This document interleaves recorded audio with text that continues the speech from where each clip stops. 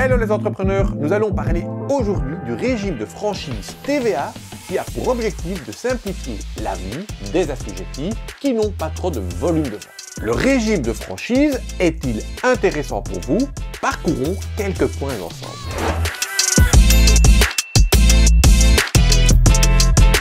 D'abord, ce régime est optionnel, il n'est pas obligatoire. Vous avez le droit de choisir ou non ce régime particulier.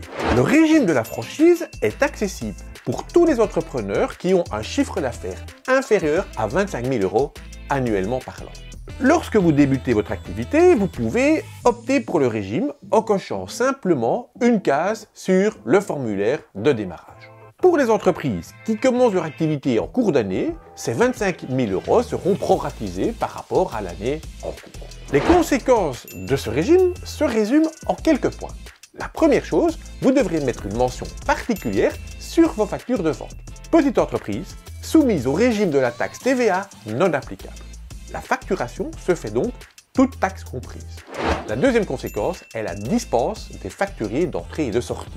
Vous devrez toutefois conserver, évidemment, tous les documents de manière continue dans un ordre chronologique. Enfin, vous serez dispensé de la rentrée de déclaration TVA. Attention toutefois, vous serez malgré tout tenu de rentrer le listing annuel des clients assujettis. Ces avantages ne sont pas indéniables, c'est un fait. Malgré tout, un inconvénient est à souligner. Vous ne pourrez pas déduire la TVA sur vos achats ou les investissements que vous avez réalisés.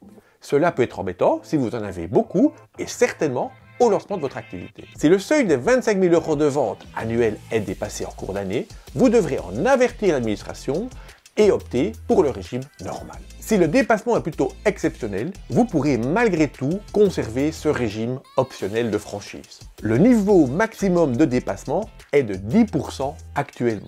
Vous pourrez faire donc 10% plus des 25 000 € et malgré tout conserver ce régime particulier. Les assujettis, dont l'activité est devenue faible, reçoivent parfois un courrier de l'administration leur proposant d'opter pour ce régime de franchise.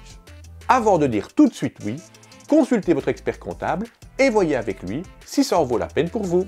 Bonne chance les entrepreneurs!